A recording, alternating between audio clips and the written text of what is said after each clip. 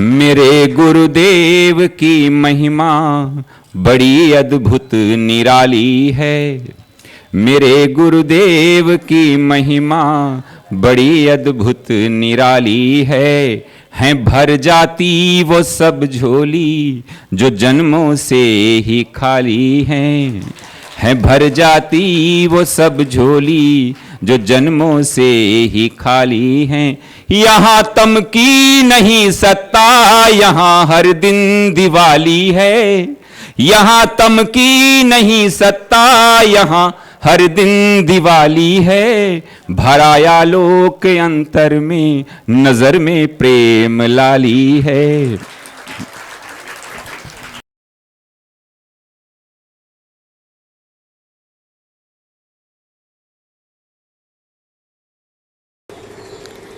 ओम सहना भवतु सहनो भुनक्तु सह वीर्यं करवावहै तेजस्विनावधीतमस्तु मा विद्विषावहै। ओम शांति शांति शांति।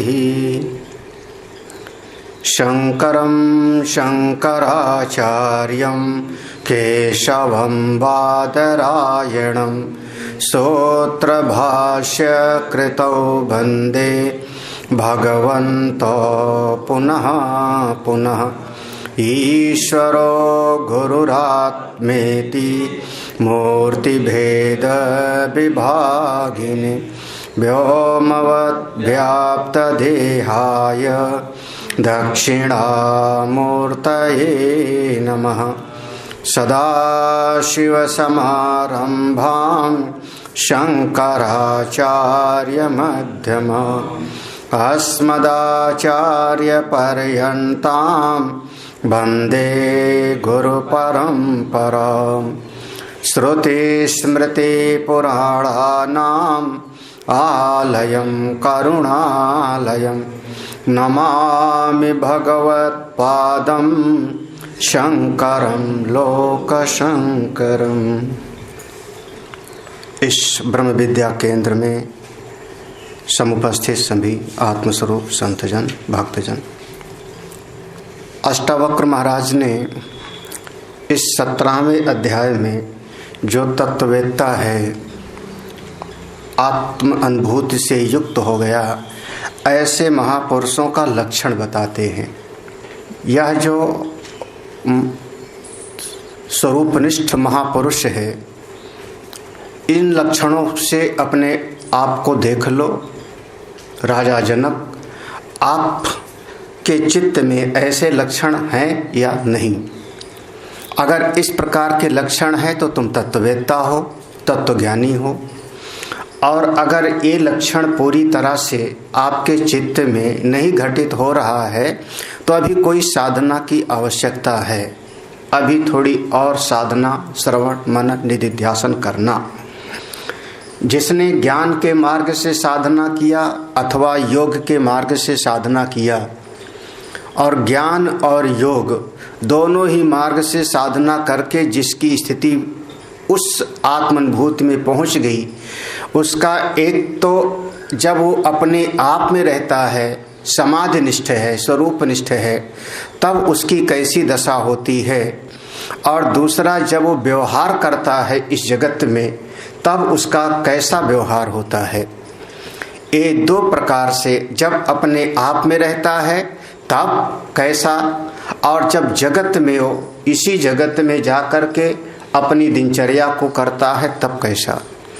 जिस समय अपने स्वरूप में रहता है वो आत्मतृप्त है, इंद्रियां उसकी अपने अपने गोलक में स्थित हैं, एकाकी रहता है, नित्य अपने स्वरूप में रहता है। ये जब अपने स्वरूप में है तब का लक्षण हुआ। जब व्यवहार करता है तो उसके चित्त में किसी प्रकार का ना तो खेद होता है और ना ही हर्ष होता है। हर्ष और विषाद दोनों से उसका मन मुक्त है। साथ ही साथ हर्ष और विषाद का जो कारण है वो कोई न कोई चित्त की कामना होती है, आकांक्षा होती है। ऐसे महापुरुष के चित्त में किसी प्रकार से कोई भी कामना नहीं है। एक तो कामना उसकी होती है जिन विषयों का हमने उपभोग किया उसके चित्त में वासना जाकर के संग्रहित हो जाती है और वही तत्तद वासना पुनः पुनः जाके कामना बन के प्रकट होती है। तो उपभोग किए हुए विषयों का, अनुभूत विषयों का जो चित्त में संस्कार पड़ता है उसको आधार बना करके नई नई कामना और इच्छा का जन्म होता है। ऐसे तत्वज्ञानी महापुरुषों के चित्त में बिल्कुल ऐसा कोई संस्कार ही नहीं पड़ता और जो वस्तु जगत में उपलब्ध है उसकी कोई उनको कामना भी नहीं होती। ऐसे महापुरुष जिनका मन किसी भी स्थिति में विचलित नहीं होता, डामाडोल नहीं होता, चाहे धर्म, अर्थ, काम, मोक्ष, जीवन और मृत्यु सब में मन उनका शांत रहता है, ऐसे महापुरुष तत्ववेत्ता हैं। थोड़ा व्यवहार कैसा होता है पुनः कहते हैं। 8वां श्लोक था, कृतार्थोनेन ज्ञानेन इत्येवं गलितधिकृति पश्यन् शृण्वन् स्पृशन् जिघ्रन् अस्नन्नास्ते यथा सुखम्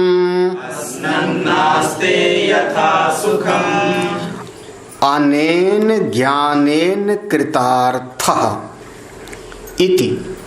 इस आत्मज्ञान से जिनका मन कृतार्थ हो चुका है, कृतार्थ माने अब कुछ करना अवशिष्ट नहीं रहा, कृत्य की स्थिति हो गई, ऐसा चित्त जिनके चित्त में अलम बुद्धि हो गई। अलम बुद्धि हो गया बहुत, अब हमको कुछ नहीं चाहिए, कुछ नहीं चाहिए, ना तो कुछ करना शेष रहा, ना कुछ पाना शेष रहा, ना कुछ जानना शेष रहा, अब कुछ भी नहीं।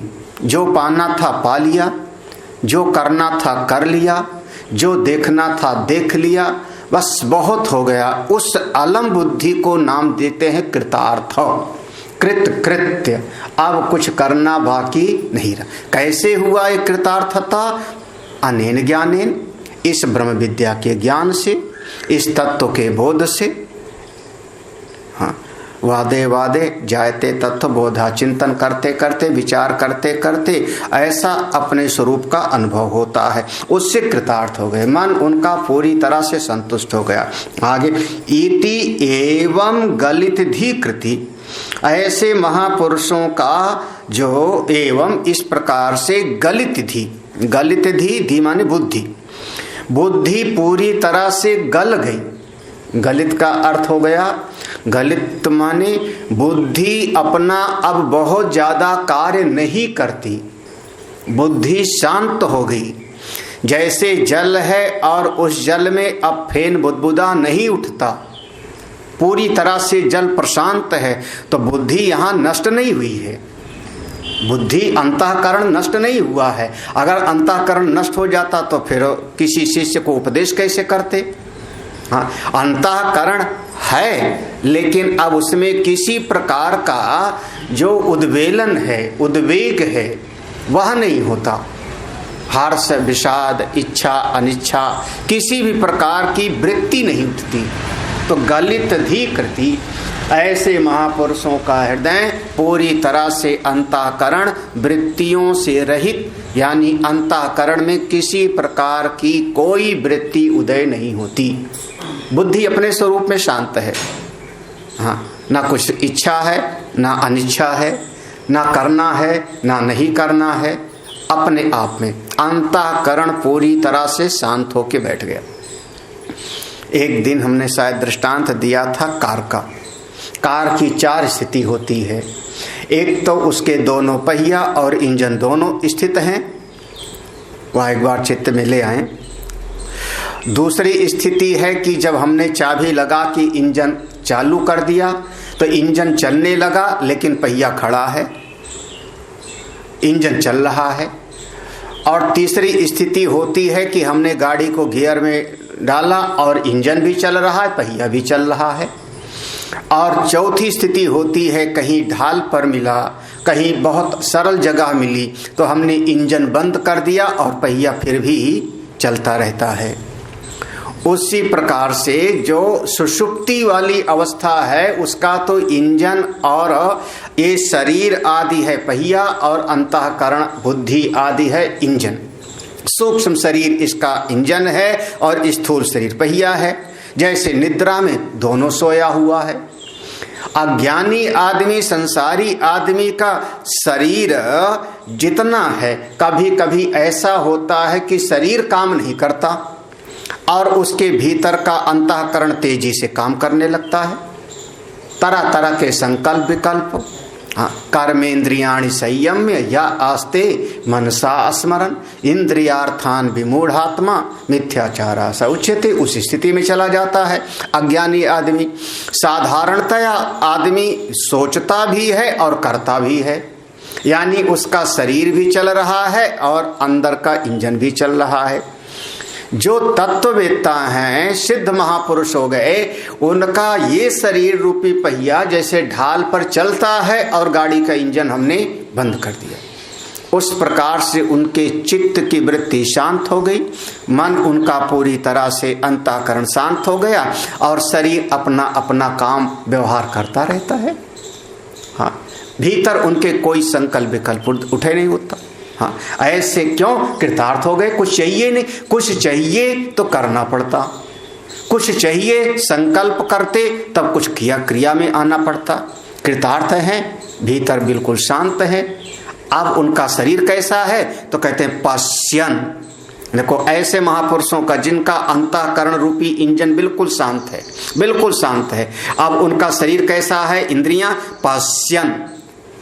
अब एक इंद्रिय के लिए लिया, आगे सब देख लेना। पश्यन माने नेत्र उनके हैं, ठीक ठाक हैं, नेत्रों में देखने की शक्ति भी है, नेत्र खुले भी हैं, जगत दिख भी रहा है और भीतर से कोई चित्त में कोई वृत्ति नहीं उठ रही कि ये वस्तु मुझको मिले या ना मिले।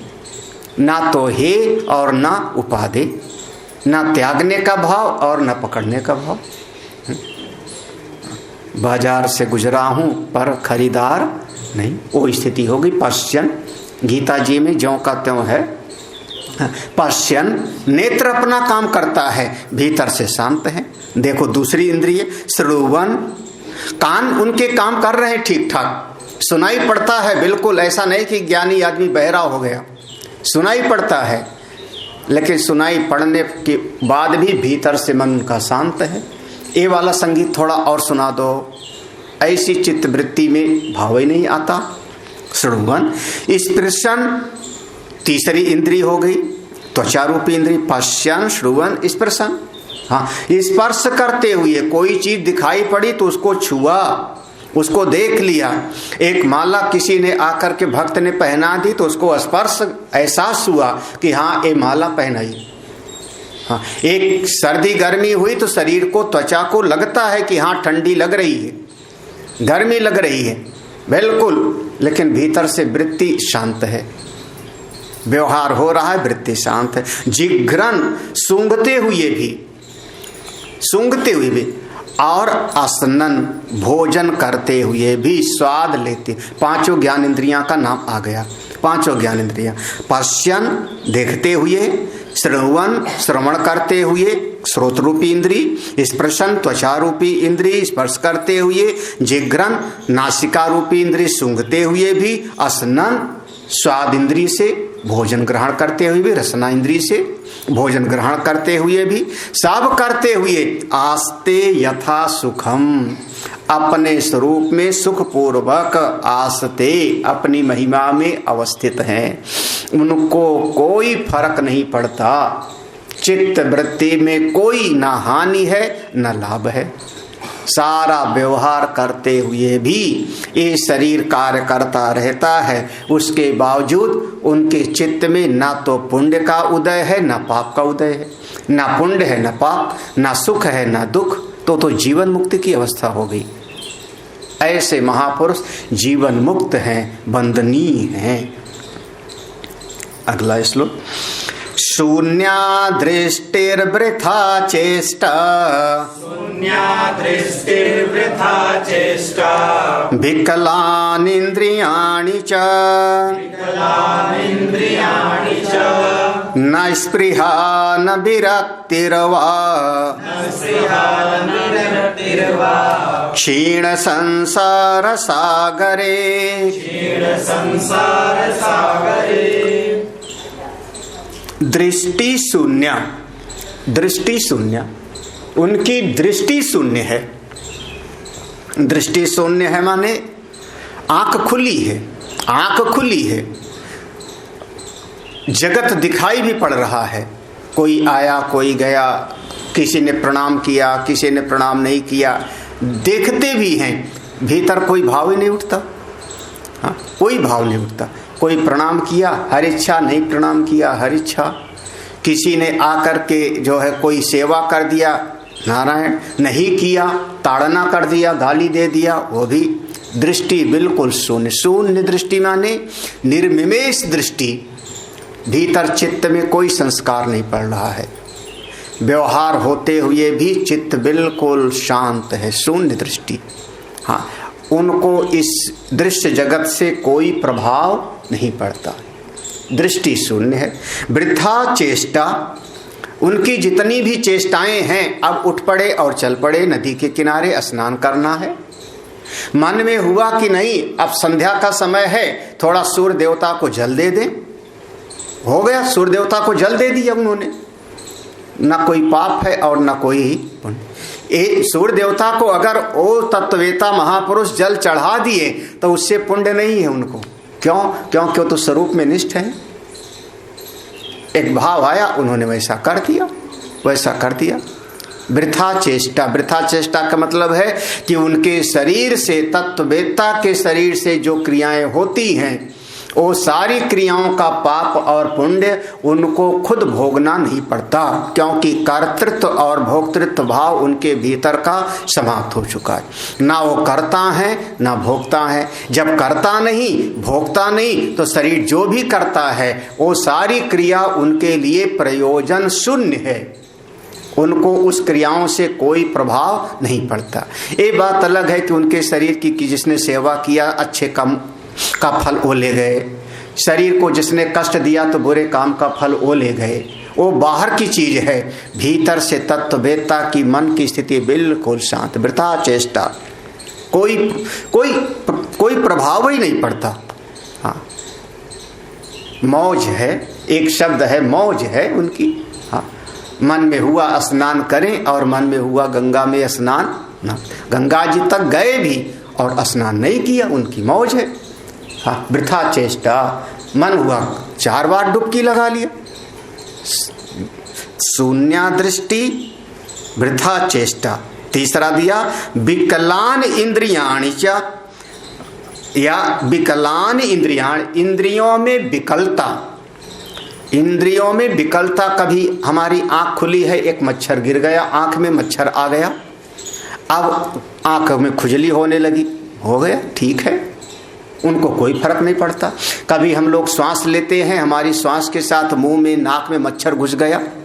हाँ, कभी इतनी गर्मी लगी कि पूरी त्वचा हमारी जलने जैसी हो गई, पसीना पसीना हो गया, तो त्वचा रूपी इंद्रिय में एक विकलता दिखाई पड़ी।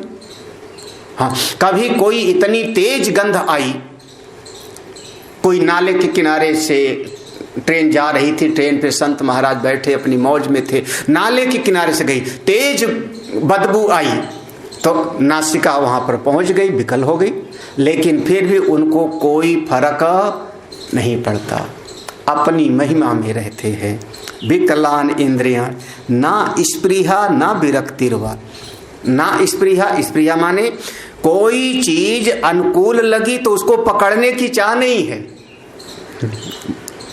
स्पृहा माने वो अच्छी चीज लगी तो ये हमको पकड़ लूं, इसको मेरे पास रख दो, इसको मैं रख लूं, ऐसी कोई भीतर भावना नहीं उठती। और कोई प्रतिकूल लगी, खराब लगी तो उसको भगाओ भगाओ, इसको हटाओ हटाओ, ऐसी वृत्ति नहीं होती। ना पकड़ने की इच्छा ना छोड़ने की इच्छा। ऐसे महापुरुष किसका होता है? जिनका ज्ञान से, आत्मबोध से, जिनका संसार सागर क्षीण हो गया है, भव सागर सूख गया है। क्षीण संसार सागर, भव सागर पूरी तरह से सूख गया है। ऐसे महापुरुषों की क्या दृष्टि है? शून्य दृष्टि, देखते हुए भी नहीं देखते। ये साक्षात ब्रह्म का निरूपण है जी। बिनु पग चलई, सुनई बिनु काना, कर बिनु करम, करई विधि नाना, आनन रहित सकल रस भोगी, बिनु बानी बक्ता बड़ जोगी। ऐसा महापुरुष है, अपनी महिमा में अवस्थित है, सब हो रहा है, सृष्टि अपने प्रवाह में चल रहा है ना। ऐसे तत्ववेत्ता को कोई तत्ववेत्ता ही समझ सकते हैं, कोई महापुरुष ही समझ सकते हैं। हे सम्राट जनक, ऐसी स्थिति होनी चाहिए। अगर तुम राजसभा में रहते हो, राज सिंहासन पे बैठते हो, लेकिन दृष्टि में ये तो है ना कि सारा का सारा राजमहल वैभव जितना भी है सब का सब आकाश नीलिमा के जैसे एक प्रातीतिक सत्ता है, भ्रमात्मक सत्ता है। वास्तव में इसकी कहीं परमार्थ सत्ता है ही नहीं। अगला श्लोक, कैसा है महापुरुष? सब कुछ कर रहा है कि नहीं? तो दुनिया वाले भले कहें कि हाँ वो महापुरुष बिल्कुल कर रहे हैं, लेकिन वो कैसे हैं?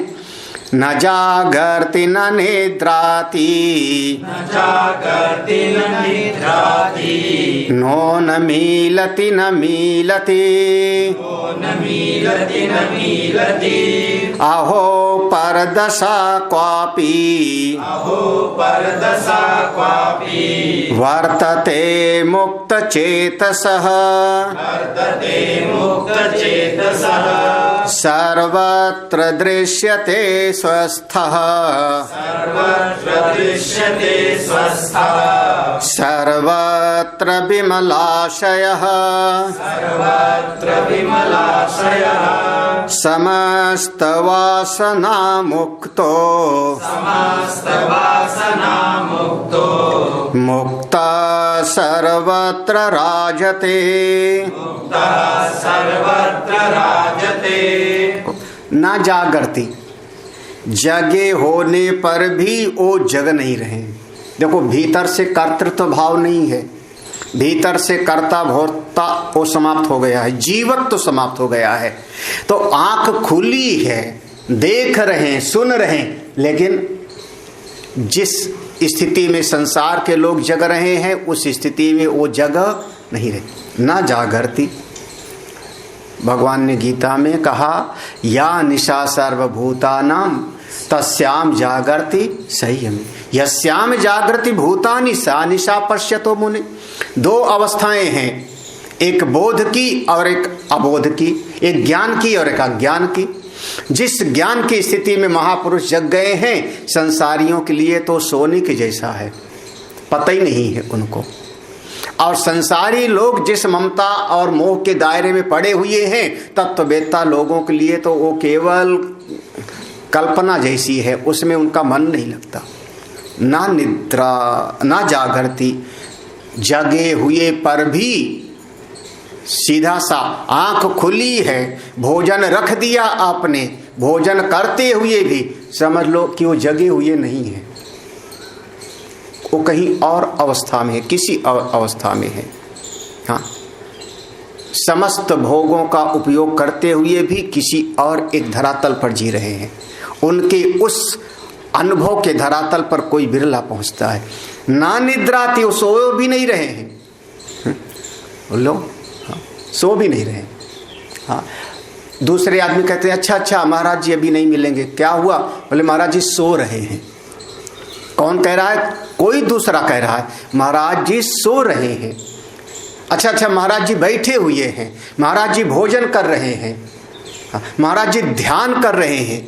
समाज के व्यक्ति कर्ता भाव जोड़ रहा है, ध्यान कर रहे हैं, कर रहे हैं। शब्द क्या प्रयोग कर रहा है? महाराज जी पूजा कर रहे हैं, कर्ता भाव जोड़ रहा है सामाजिक व्यक्ति। वो भोजन कर रहे हैं या सो रहे हैं, असल में उनके भीतर कर्ता भाव ही नहीं है, भोक्ता भाव नहीं। तो ना जगे हैं और ना सोए। इस अवस्था को कोई अनुभव कर सकता है? ना जागरती ना निद्राती,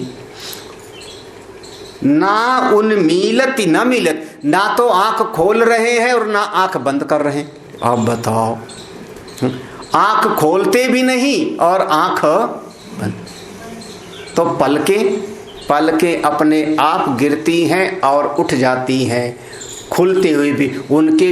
वैसे ये स्थिति आपकी भी है, आप सोच करके पलक नहीं गिराते हो। आप कभी सोच करके पलक गिराओ तो अलग स्थिति होगी, फिर उस समय फिर आप आंख की कोई एक्सरसाइज कर रहे हो, व्यायाम कर रहे हो। पलक अपने आप गिर गई, अपने आप पलक उठ जाती है, तो पलकों का गिरना और उठना, इसमें आपका कर्ता भाव नहीं होता ना, इसलिए वो ना उन्मीलती, हाँ, ना मिलती, ना आंख खोलते हैं ना बंद करते हैं। वो तो आंख है ही नहीं, वो तो आंख के भी दृष्टा हैं, वो तो आंख के भी साक्षी हैं, वो अपने साक्षी भाव में स्थित हैं। और कैसे, अहो परदशा क्वापी, देखो ये परदशा एक अलग धरातल है तत्व ज्ञान का, मोक्ष का, मुक्ति का। इस जगत से उसको आप नाप ही नहीं सकते, इस जगत का कोई पैमाना ही नहीं है। हाँ, एक स्वप्न देखने वाला जागृत अवस्था के अनुभव करने वाले को कभी समझ ही नहीं सकता। जो स्वप्न जगत में सुखी दुखी हो रहा है, उसको जागृत अवस्था की कोई भी चीज बताओ, वो अनुभव ही नहीं कर पाएगा, क्योंकि दोनों का धरातल अनुभव का बिल्कुल अलग अलग है। वो तो स्वप्न देखने से जग जावे तो अनुभव करेगा। ऐसे जीवन मुक्ति की एक अवस्था है, उस अवस्था को परदशा क्वापि वर्तते, किसी के जीवन में होता है। कोई महापुरुष होते हैं जिनकी अनुभूति में ये आ जाता है। ऐसे महापुरुषों को हम जीवन मुक्त कह लो, विदेह मुक्त कह लो, तत्ववेत्ता कह लो। ऐसे महापुरुषों का वो साक्षात चलते फिरते ब्रह्म स्वरूप हैं। कभी जैसे पूज्यपाद उड़िया बाबा महाराज, कभी स्वामी तपोवन महाराज, एक से महापुरुष, कभी स्वामी शंकरानंद जी महाराज। हाँ, एक से एक दिव्य विभूतियां हुई थी, अभी भी हैं, आगे भी होंगी। सर्वत्र दृश्यते स्वस्था, देखो सर्वत्र दृश्य, यहाँ पहला कहा सर्वत्र स्वस्था दृश्यते। मुक्त पुरुष जितने हैं, जो तत्ववेत्ता हैं, मुक्त चेतसा जो ऊपर है उन्हीं का, वो कैसे हमेशा चाहे कहीं भी रहे, सर्वत्र माने सब जगह, देश से अपरिच्छिन्न स्थिति, वो कैसे हमेशा स्वस्थ रहते हैं। स्वस्थ माने अपनी महिमा में स्थित हैं। हाँ, उनको बाहर की कोई परिस्थिति आदि प्रभावित नहीं करती। चाहे बहुत बड़े कहीं महल में उनको जा करके रहने को मिले, और चाहे कहीं पर बहुत बिल्कुल झोपड़ी में, हमेशा वो अपनी महिमा में हमेशा मस्त हैं। हाँ, सर्वत्र, सर्वत्र माने जहां पर भी उनको रहने का निवास मिले।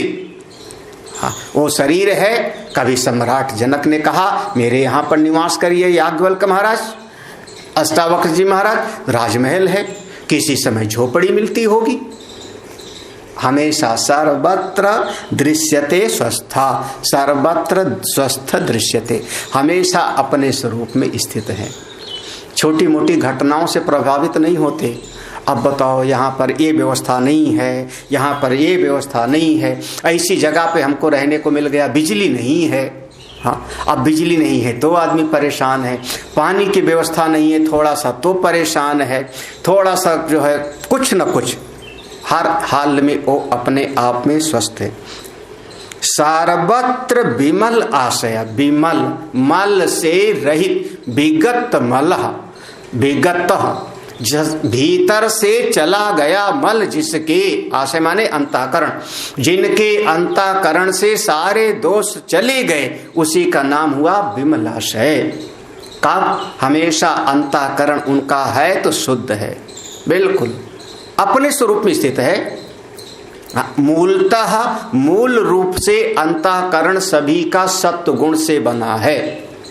पंचीकरण की प्रक्रिया को पढ़ें अगर सृष्टि की उत्पत्ति में, तो पांचों महाभूतों के सत्व गुण से एक एक महाभूत के सत्व गुण से एक एक ज्ञान की इंद्री बनी, और पांचों महाभूत के सत्वगुण को जब मिला दिया तो उससे अंतःकरण बना था। पांचों महाभूतों के रजोगुण के अपने अपने अंश से एक एक कर्मेंद्री बनी, और पांचों महाभूतों के रजोगुण के अंश को मिला दिया तो उससे 5 प्राण बने। 10 प्राण कह लो, 5 मुख्य 5 उप। और पांचों महाभूतों का जो तमोगुण का अंश था, उस तमोगुण के अंश का ही पंचीकरण होता है। तो मूल रूप से हमारी पांचों ज्ञान की इंद्री और अंतःकरण वो बना हमारे पांचों महाभूत के सत्वगुण से। तो अंतःकरण तो वास्तव में आपका सात्विक है, शुद्ध है, परम शुद्ध है। कहीं न कहीं की कोई कामना आकर के चिपक जाती है, कोई वासना इच्छा आकर के चिपक जाती है, कोई न कोई राग द्वेष आकर के चित्त में बैठ जाता है। आप कह देते हो अंतःकरण गंदा है, अंतःकरण अशुद्ध है। अब अंतःकरण की शुद्धि के लिए निष्काम कर्मयोग करना है, सेवा करना है। चित्तस्य शुद्धये कर्म न तो वस्तु उपलब्ध है, योगिना कर्म कुर्वन्ति संगम त्यक्त्वा आत्मा शुद्धये। क्यों? क्योंकि अंतःकरण में बाहर से मल आया हुआ है। आप बाहर से हटा दो, सब विषयों का संबंध कट गया, अंतःकरण तो शुद्ध ही है। जैसे जल, कोई भी जल स्वरूपता वो शीतल होता है। जल का स्वरूप ही शीतल है। उसमें अगर उष्णता आई, गर्मी पना दिखाई पड़ता है, जल गर्म दिखाई पड़ता है, तो अग्नि के संयोग से हमने पानी को चूल्हे पे रख दिया था तो वो पानी गर्म हो गया धीरे धीरे। उपाय क्या है? आप चूल्हे से हटा के पानी को अलग रख दो, कुछ करना नहीं है, अपने आप ही पानी शीतल हो जाएगा। ऐसे अंतःकरण में जो दोष थे, बाह्य जगत के मिलने से, बाह्य जगत के साथ तादात्म्य होने से अंतःकरण में दोष आ गए थे। बाह्य जगत से थोड़ा संबंध कटा, अंतःकरण शुद्ध ही था।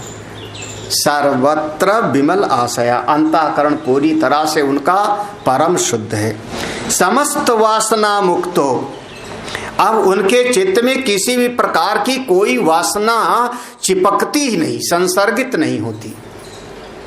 वासना, हाँ, गुरुदेव इसको वासना को ही माया बोलते थे। गुरुदेव का शब्द था, एक गुरुदेव ने चार्ट बनाया, हमारे गुरुदेव ने, उस चार्ट में ऊपर लिखा ओम माने परमात्मा, फिर ओम के नीचे वी फॉर वासना, वो समष्टि वासना, समष्टि वासना का नाम ही माया। फिर उसके नीचे चार्ट में बनाया BMI बॉडी माइंड और इंटेलेक्ट, फिर उसके नीचे PFT परसीवर फीलर और थिंकर, और उसके नीचे OET object emotion and thoughts. ऐसे गुरुदेव ने चार्ट बनाया। समष्टि वासना, समष्टि वासना का नाम माया है, व्यष्टि वासना का नाम अविद्या है। हाँ, समस्त वासना मुक्तो, अब उनके भीतर की जीवन मुक्त है तो अविद्या मिट गई, तो सारी वासनाएं मिट गई, कुछ है ही नहीं। मुक्ता सर्वत्र राजते, ऐसे महापुरुष हमेशा ही सब जगह हर काल में हर समय पर सर्वत्र राजते, अपनी महिमा में महिमान्वित होते हैं। उनकी अपनी एक विशेष स्थिति होती है। ऐसे तत्ववेत्ता, कोई सुखदेव जी महाराज, कोई विदुर जी महाराज, उद्धव जी महाराज, ऐसे तत्ववेत्ता कोई विरले होते। फिर से उसी श्लोक को पुनः कहते हैं, ऐसे महापुरुष देखो फिर से, पश्यन् शृण्वन् स्पर्शन् जिघ्रन्, अस्नन् गृह्णन् वदन् व्रजन्, इहितानि हितैर्मुक्तो, मुक्त एव महाशयः। देखो वही शब्द आए पहले वाला ही जो 8वें श्लोक में आया था, थोड़ा सा बढ़ गया दोस्त। पश्यन देखते हुए, शृण्वन् श्रवण करते हुए, स्पर्शन छूते हुए, जिघ्रन सूंघते हुए, आसनन स्वाद लेते हुए, फिर 3 शब्द बढ़े, गृह्णन कोई चीज को पकड़ते भी हैं कभी कभी, पकड़ते माने किसी ने एक माला पहना दी तो माला को हाथ से पकड़ा। देखने वाला तो देखता है कि हाँ देखो महाराज जी ने माला हाथ से पकड़ा। किसी ने उनको एक चादर उड़ा दिया, चादर तो पकड़ा। गृहणन किसी चीज को ग्रहण करते हुए, वदन किसी से बातचीत करते हुए, बोलते हुए भी। किसी ने आके पूछा महाराज आप मुझको बताओ तो। भगवान शंकराचार्य जी के पास ऐसा एक जीवन मुक्त बालक आया, जीवन मुक्त तत्ववेत्ता महापुरुष। हाँ? उनको कहा जाता है कि बचपन से जन्मजात सिद्ध। हाँ, और माँ बाप तो लेके आए कि महाराज थोड़ा सा आप आशीर्वाद दो तो ये बालक बोल पड़े। ये बोल नहीं पा रहा है, बचपन से गूंगा है। और भगवान शंकराचार्य ने उस बालक से एक प्रश्न पूछा। देखो दोनों ज्ञानी महापुरुष। हाँ, प्रश्न पूछा, कस्त्वं शिशोकस्य कुतोऽसि गन्ता, किं नाम ते त्वं कुत आगतोऽसि, एतन्मयोक्तं वद चार्भकत्वं मत्प्रीतये प्रीति विवर्धनोऽसि। पुत्र तुम कौन हो, कहाँ से आए हो, किस लिए आए हो? मेरा प्रेम चाहिए, मेरा अपनापन चाहिए, तो आप मुझको ये बताओ जिससे हमारा प्रेम बढ़े। फिर वो बालक जो कभी नहीं बोला था उस समय पर जवाब देता है। भगवान शंकराचार्य पहली बार बोलता है और वह एक पूरा का पूरा स्तोत्र होता है। हाँ, ना हम मनुष्यो न च देव यक्षो न ब्राह्मण क्षत्रिय वैश्य शूद्र न ब्रह्मचारी न गृही वनस्थ भिक्षुर्न चाहम निज बोध रूप। महाराज मैं तो वह निज बोध रूपा चैतन्य स्वरूप हूँ। घनच्छन्न दृष्टेर घनच्छन्न मर्कम यथा निष्प्रभम मन्यते चाति मूढ़। जैसे बादल आ गया तो बादल के कारण नासमझ आदमी कहता है सूर्य ढक गया, सूर्य ढक गया। अरे सूर्य नहीं ढका है, वो तो हमारी नजर के सामने बादल आ गया है तो सूर्य हमको नहीं दिखाई पड़ रहा है, कहीं और तो सूर्य दिखाई पड़ रहा है ना। ऐसे आत्मा कभी छुपी नहीं है, आपकी देखने की नजर ढक गई है। भगवान शंकराचार्य ने उस बालक को कहा ये तो मेरा शिष्य होगा, आप इसको हमको दे दो, आपके उपयोग का नहीं है, ये संसार के लिए बहुत काम का है। हस्तामलकाचार्य उनका नाम पड़ता है। बदन, अब भगवान शंकराचार्य जी हस्तामलकाचार्य के बीच में अब संवाद हो रहा है। बदन बात करते हुए भी, बदन माने बातचीत करते हुए भी स्वरूप में निष्ठ है। ब्रजन अब चल पड़ते हैं। भगवान शंकराचार्य भी चलो आज यहां से वहां चलना है। उस काल में पूरा भारतवर्ष का भ्रमण एक बार नहीं कई बार किया उन्होंने पैदल। हाँ, कहाँ केरल से ओंकारेश्वर, वहां से कहाँ पर फिर भ्रमण करते करते सर्वज्ञ पीठ पर आरोहण, कभी कहीं कभी कहीं 4 पीठ की स्थापना। ब्रजन चलते हुए भी महापुरुष अपनी महिमा में है। इहतानि इहतैर मुक्ता, वो सब ए शरीर यहाँ पर, यहीं पर ए शरीर एतानी, एतानी माने ये सारा कार्य करते हुए शरीर ये सारा कार्य करता रहता है अपना, और करते हुए भी ऐसे जीवन मुक्त महापुरुष लोग ये तैर मुक्त, ये शरीर यहीं पर कार्य करता रहता, इंद्रियां कार्य करती रहती हैं, लेकिन ऐसे महात्मा तो मुक्त एव जीवन मुक्त ही है। ऐसे महापुरुष तत्व ज्ञानी होते हैं, जीवन मुक्त महापुरुष होते हैं। उनका शरीर चलता फिरता दिखाई पड़ता है, कार्य करता दिखाई पड़ता है, बोलता चालता दिखाई पड़ता है, लेकिन उससे उनके अंतःकरण में कोई भी वृत्ति उदय नहीं होती, ना कर्ता ना भोक्ता। जब कर्ता भोक्ता मूल जड़ ही कट गई है तो ना तो धर्म ना तो अधर्म, ना तो सुख ना तो दुख, उनका अंतःकरण सबसे मुक्त है। देखो न निन्दति न च स्तौति निन्दति न च स्तौति न हृष्यति न कुप्यति हृष्यति न कुप्यति न ददाति न गृह्णाति न ददाति न गृह्णाति मुक्तः सर्वत्र नीरसः मुक्तः सर्वत्र नीरसः ना निंदति। ऐसे महापुरुष का मन कैसा है, किसी की निंदा भी नहीं करते। अब किसी की क्यों बुराई करें हम? जिसका जैसा मन होगा, जिसकी जैसी समझ होगी, वैसा वो व्यवहार करता है, और जैसा व्यवहार करेगा उसके चित्त का निर्माण भी वैसे होगा। हम क्यों चिंतित हों? तो ना निंदति, वो किसी का निंदा आदि नहीं करता। निंदा बुराई प्रायः जो निंदा होती है पीठ पीछे की जाती है। निंदा, चुगली, बुराई ये लगभग पीठ पीछे होती है। बहुत बार सामने तो आदमी कहेगा महाराज आप बहुत महान हो, और पीठ पीछे 4 ठो बुराई करेगा। वो सब का सब निंदा की श्रेणी में आता है, और वो दोष बनाता है, पाप बनाता है। महापुरुष का जीव ना सामने किसी की निंदा, ना पीठ पीछे। अगर किसी को डांटना होगा तो किसको? जो अपना शिष्य है, जिसका वो कल्याण चाहते हैं, उसके लिए वो कुछ कह देंगे। भगवान श्री कृष्ण अर्जुन को कहते हैं तुम मूर्ख हो, विमूढ़ हो, तुम्हारे हृदय की दुर्बलता है, क्लैब्य हो, ऐसे विचार तुम्हारे ठीक नहीं है। किसको? जो अपना है, जिसका वो कल्याण चाहते। अन्यथा महापुरुष लोग किसी की निंदा नहीं करते। अच्छा, जब निंदा नहीं करते तो नाचा स्तौति, किसी की फिर प्रशंसा भी नहीं करते। लो, दोनों जीव प्रशंसा चाहता है। संसार की मुसीबत यही है कि वो प्रशंसा चाहते हैं, और महात्मा लोग ना प्रशंसा करते हैं और ना निंदा। बड़ी मुसीबत है।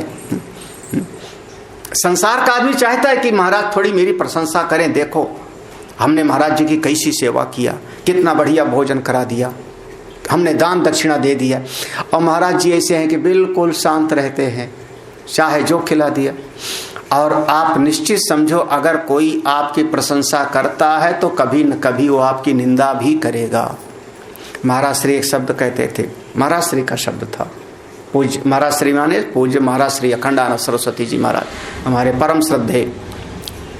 वो कहते निंदो मत सराहना पड़ेगा। ये समय कब बदल जाएगा आपको पता नहीं। निंदो मत सराहना पड़ेगा। आज निंदा कर रहे हो तो कल उसी की आपको सराहना करनी पड़ेगी। हाँ, तो क्यों निंदा करते? फिर दूसरी तरफ कहते थे सराहो मत, निंदना पड़ेगा। हाँ, आज जिसकी आप बड़ी प्रशंसा कर रहे हो, थोड़ी सी आपके स्वार्थ पर चोट पड़े, आपके अभिमान पर चोट पड़े, आप बिल्कुल विकल होकर के फिर आप उसी का जो है दूसरी बात करना शुरू कर दोगे।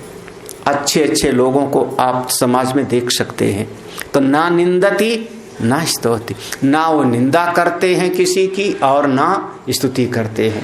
लो कितना बढ़िया है। ये महापुरुषों का एक जीवन चरित्र होता है। हाँ, वो इसमें पढ़ते नहीं, ठीक है, जो जैसा है करेगा। हाँ, और ना हृष्यति न कुप्यति। लो, किसी ने बहुत बढ़िया कोई चीज ला करके भेंट करी, ना हृष्यति, उनको कोई बड़ा हर्ष भी नहीं होता। ना कुप्यति, क्रोध भी नहीं होता। अब ये शब्द तो ऐसा है कि फिर आदमी कहेंगे महाराज आप तो बड़ा गुस्सा करते हो, और आप पढ़ा रहे हो ना कुप्यति। जीवन मुक्त महापुरुष क्रोध नहीं करता, और आपका नाम ही प्रसिद्ध है क्रोध करने वाला, बड़े गुस्से वाले। अब ऐसा जीवन मुक्त महापुरुष ऐसे क्रोध नहीं करते।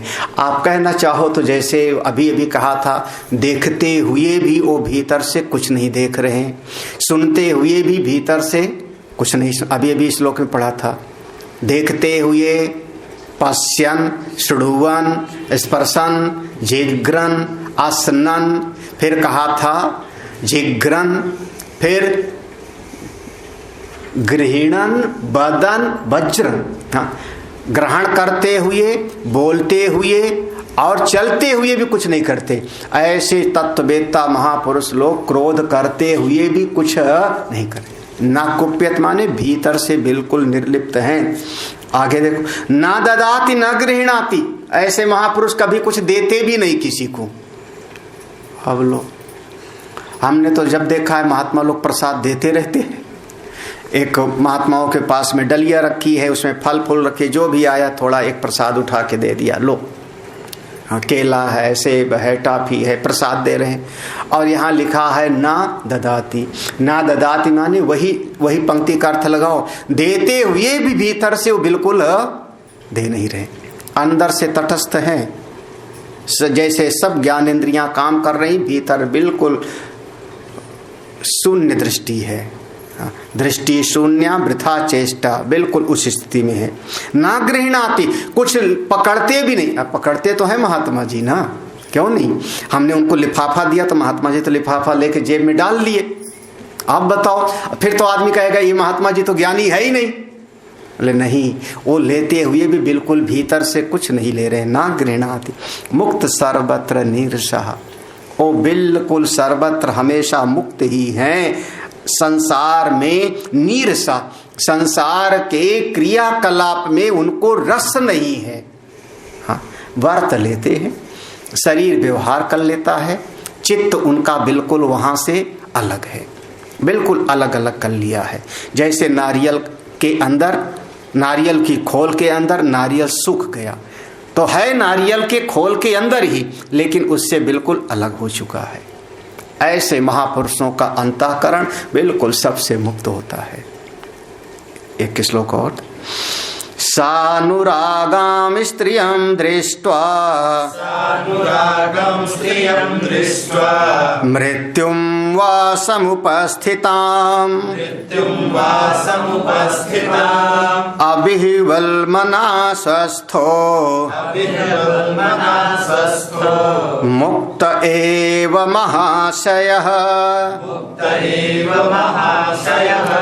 सा अनुरागां स्त्रियं दृष्ट्वा, जो जीवन मुक्त महापुरुषों की, आप सम्राट हो, आप राजा जनक हो, सम्राट हो, आपके यहाँ पर रानियां हैं, अनेक दास दासियां हैं, तो कोई आपकी रानी सा अनुरागम स्त्रियं दृष्ट्वा, अनुराग के साथ मन का भाव उसका कामना से युक्त है और सामने आ गई, आपका चित्त उस समय भी विह्वल नहीं होता।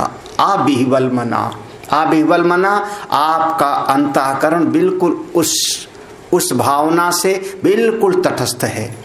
हाँ, शरीर का व्यवहार एक अलग है और चित्त की स्थिति बिल्कुल अलग, दोनों को बिल्कुल अलग अलग करके देख लिया है। सानुरागम स्त्रियं दृष्ट्वा अविह्वल मनाः।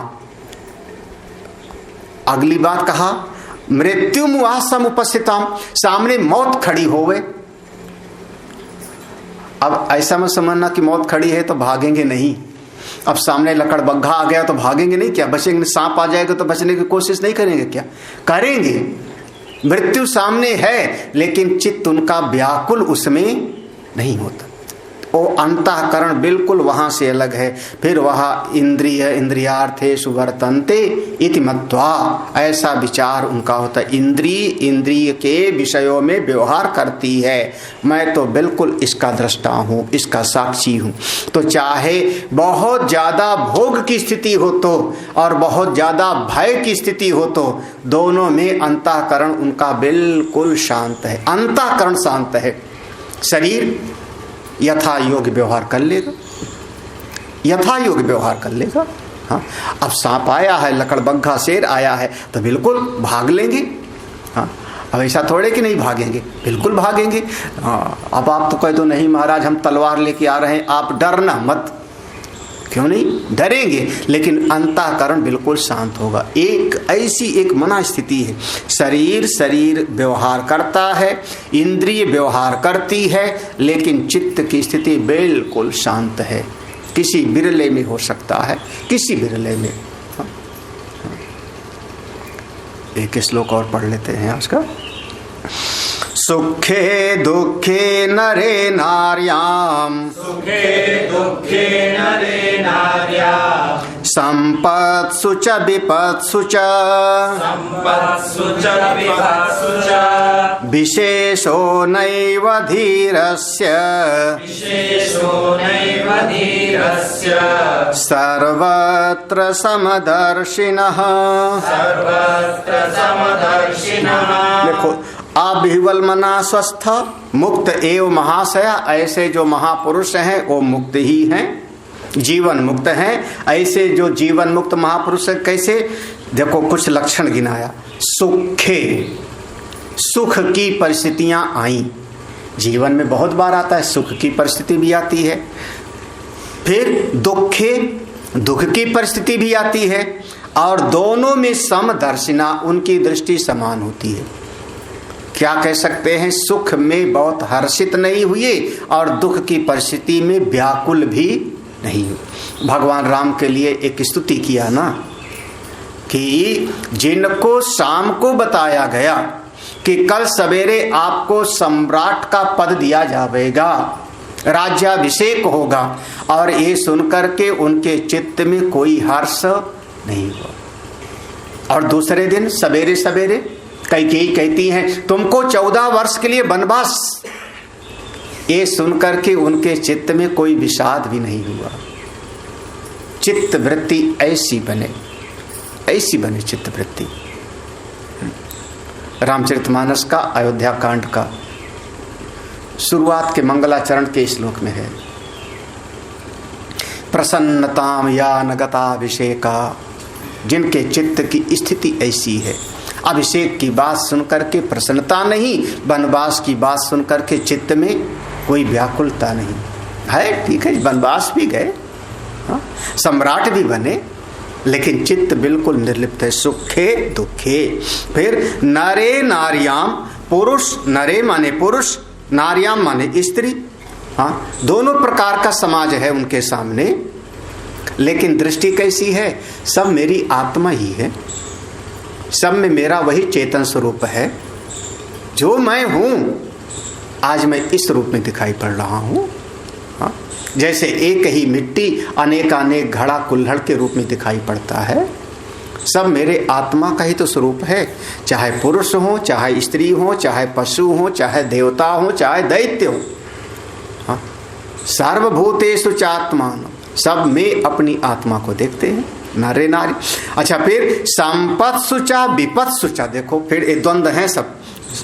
संपत्सु, बहुत सारी संपत्ति मिल गई और कभी कभी सारी संपत्ति छिन गई। विपत्सु चा, एक दिन युधिष्ठिर का राजसूय यज्ञ होता है, जिस राजसूय यज्ञ में ऐसी धन संपत्ति कि बड़े बड़े लोग देख करके आश्चर्यचकित हो गए। वहीं से दुर्योधन के मन में जलन पैदा होती है, इतना वैभव। और एक दिन उन्हीं धर्मराज युधिष्ठिर को वनवास में जाना पड़ता है। 12 वर्ष वनवास, 1 साल अज्ञातवास, जंगल में जा करके भिक्षा मांगना, कैसी स्थिति है। और दोनों में वो धर्मराज युधिष्ठिर का मन कर, इसीलिए धर्मराज युधिष्ठिर को अजात शत्रु कहा जाता है। अजात शत्रु, उनके अंतःकरण में किसी के प्रति शत्रु का भाव पैदा ही नहीं हुआ, इसलिए अजात शत्रु। उनके दुश्मन सामने खड़े हैं, दुर्योधन आदि खड़े हैं, लेकिन युधिष्ठिर के अंतःकरण में, उनके चित्त में किसी के प्रति शत्रु का भाव नहीं। संपत्ति आई तो भी, विपत्ति आई तो भी, दोनों स्थिति में सम रहते हैं। अंतःकरण देखो, अंतःकरण कैसा है ऐसे महापुरुषों का? बिल्कुल शांत है। विशेषो नैव धीरस्य, जो धीर धीरस्य माने वही जो तत्ववेत्ता हो गए, जीवन मुक्त हो गए, मुक्त एवं ऐसे जो धीर महापुरुष हो गए, उनके लिए कोई इनमें विशेषता नहीं है। इनमें विशेषता माने सुख की परिस्थिति आई तो कोई विशेष नहीं, दुख की आई तो भी कोई खास नहीं, संपत्ति आई तो भी कोई विशेष नहीं, और विपत्ति आई तो भी कोई विशेष बात नहीं। होता रहता इस जगत में होता रहता है। उनका मन अविह्वल मना, मन बिल्कुल शांत है, व्यवहार वैसा कर लेते हैं, सर्वत्र समदर्शिना। ऐसे तत्ववेत्ता महापुरुष लोग सर्वत्र प्रत्येक परिस्थिति में समदृष्टि वाले होते हैं। वो जीवन मुक्त महापुरुष लोग धन्य हैं। ऐसे महापुरुष लोगों का दर्शन मिले, आशीर्वाद मिले, सभी का जीवन धन्य हो जाए। जो ऐसे अष्टावक्र महाराज हैं, जनक महाराज, दो ज्ञानियों की चर्चा है ये पूरी की पूरी गीता। दो तत्व ज्ञानी हैं। अष्टावक्र महाराज भी तत्वज्ञानी है, जनक महाराज भी तत्वज्ञानी है। और जब दो ज्ञानी चर्चा करेंगे तो इस प्रकार की चर्चा करेंगे। अज्ञानी चर्चा करेगा तो संसार की चर्चा करेगा, राग द्वेष की चर्चा करेगा, वस्तु संपत्ति की चर्चा करेगा। तत्ववेत्ता जब कभी आपस में बातचीत करते हैं तो इस तरीके की अष्टावक्र गीता जैसी चर्चा होती। ज्ञानी ऐसा होता है, उसके अंतःकरण की स्थिति ऐसी होती है। इंद्रियां अपना काम करती रहती हैं। हाँ, समस्त इंद्रियां ठीक ठाक हैं। हाँ, पांव ठीक ठाक है तभी ब्रजन चलते हैं। हाँ, आंख ठीक ठाक है तभी देखते हैं। देखेंगे नहीं तो पढ़ेंगे कैसे, पढ़ाएंगे कैसे भगवान वेद व्यास शंकराचार्य जी। हाँ, वाणी ठीक ठाक है तो प्रवचन करते हैं। कान ठीक ठाक है, प्रश्न सामने वाले का सुनते हैं। सब ठीक है, लेकिन भीतर से कुछ नहीं करते। नैव किंचित करोमिति युक्तो मन्येत तत्। नैव किंचित करोमिति, मैं कुछ करने वाला ही नहीं। जब करता नहीं तो भोगता नहीं।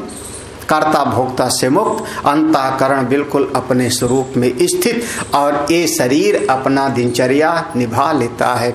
ऐसे ज्ञानी महापुरुषों का जीवन अब दो धरातल पर हो गया।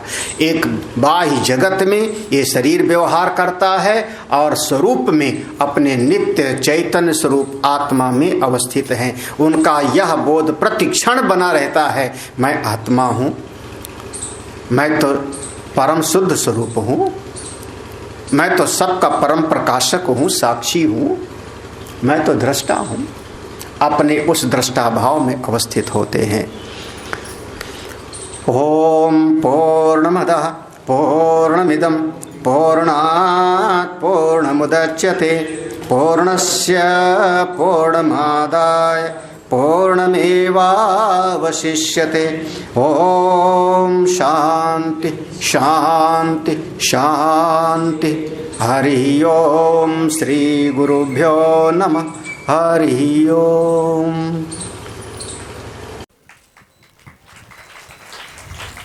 मेरे गुरुदेव की महिमा बड़ी अद्भुत निराली है। मेरे गुरुदेव की महिमा बड़ी अद्भुत निराली है भर जाती वो सब झोली जो जन्मों से ही खाली है भर जाती वो सब झोली जो जन्मों से ही खाली हैं। यहाँ तम की नहीं सत्ता, यहाँ हर दिन दिवाली है। यहाँ तम की नहीं सत्ता, यहाँ हर दिन दिवाली है। भराया लोक अंतर में, नजर में प्रेम लाली है। फिल्मों की तर्ज पर मैं कुछ लिखता नहीं, गुरुदेव को पसंद भी नहीं है, शास्त्रीय आधार पर लिखाते हैं, लेकिन आज मैं कुछ प्रयास करता हूं। मेरे गुरुवर शिव त्रिपुरारी, जिनकी महिमा भारी नजर में छा गए हैं के दिल में समा गए हैं। हो मेरे गुरुवर शिव त्रिपुरारी, जिनकी महिमा भारी नजर में छा गए हैं के दिल में समा गए हैं। ओ मेरे प्यारे गुरुवर, जीवन बना था संग्राम रे। ओ मेरे प्यारे गुरुवर, जीवन बना था संग्राम रे। खिलती हुई सुबह भी लगती थी जैसे कोई शाम रे, भूल गए दुख दर्द बीमारी, मिट गई चिंता सारी, शरण तेरे आ गए हैं, प्रेम रस पा गए हैं। हो मेरे गुरुवर शिव त्रिपुरारी, जिनकी महिमा भारी नजर में छा गए हैं, के दिल में समा गए हैं। आया जो दर पे तेरे, पाया परम की सौगात रे, आया जो दर पे तेरे, पाया परम की सौगात रे। हो गया उजाला मन में, बीती वो काली काली रात रे, जहां भी जाएं तुमको पाएं, नित्य आनंद मनाए, शरण तेरे आ गए हैं, प्रेम रस पा गए हैं। गुरुवर की करुणा कृपा, मिट गए सब दुख द्वंद, धन्य धन्य तुम धन्य हो मेरे सद्गुरु अभया। परम पूज्य आनंद कंद सद्गुरुदेव भगवान के द्वारा संस्थापित आर्ष विद्या गुरुकुलम का अभी एक लघु परिचय आपको प्राप्त हुआ। आइए अब अपने सद्गुरुदेव भगवान की ही अमृतमयी वाणी में आर्ष विद्या गुरुकुलम की एक झलक देखते हैं। पूज्य गुरुदेव की कृपा से और परमपिता भगवान की कृपा से मन के भीतर एक भाव पैदा हुआ कि समस्त जीवों का हित हो, साधना के मार्ग पर सभी लोग अपने आगे बढ़ें। जो जीवन का परम प्रयोजन है, आत्यंतिक सुख की प्राप्ति और पूरी तरह से जीवन में से दुख की निवृत्ति, इसी उद्देश्य को लेकर के यह श्री शौनक आर्ष विद्या प्रन्यास नाम का एक संस्था गठित की गई सन 2002 में, जिसके अंतर्गत ये आश्रम का निर्माण 2002 से शुरू हुआ। साधना के इसमें 3 स्वरूप होते हैं। कर्म के मार्ग में साधना हो, इसके लिए यज्ञशाला का निर्माण किया गया। हमारा मन भगवान के साथ में जुड़े, भाव के साथ में भक्ति करें, इसके लिए दक्षिणामूर्तेश्वर भगवान शिव की स्थापना की गई। और मनुष्य के जीवन में बहुत सारी समस्याएं उसके अज्ञान से आती हैं, भ्रम से आती हैं। तो हमारी बुद्धि भी ठीक हो, समझदार हो, विचारवान हो, इसके लिए सत्संग हाल का निर्माण हुआ, जिसमें लगातार सुबह और शाम दोनों समय श्रीमद् भगवद गीता, उपनिषद, वेद और सभी पुराणों का आधार लेकर के सत्संग किया जाता है, जिसके माध्यम से जीवों का प्रगति हो, विकास हो। आश्रम की विधा में एक गौशाला का भी निर्माण किया गया वर्तमान में, जिसमें लगभग 35 छोटी बड़ी गौवें हैं। जब तक कोई भी व्यक्ति भारतीय संस्कृति में संस्कृत विद्या को, संस्कृत भाषा को नहीं समझेगा, तब तक शास्त्र में और वेद में प्रवेश नहीं होगा। इसलिए बच्चों से ही यह संस्कार आगे बढ़े, इसके लिए संस्कृत पाठशाला बनाई गई, जिसमें संस्कृत विद्या का ज्ञान प्रदान किया जाता है। और इन्हीं बच्चों में से कोई न कोई आगे बढ़कर के ब्रह्म विद्या को प्राप्त करता है, करेगा, जिसका जीवन परम कल्याणकारी होएगा, उसके अपने लिए भी और समाज के हित लिए भी। जीवन का मूल सूत्र यही है, सर्वे भवन्तु सुखिनः, सर्वे सन्तु निरामया, सर्वे भद्राणि पश्यन्तु, माँ कश्चित् दुःख भाग् भवेत्। ओम शांति शांति शांति।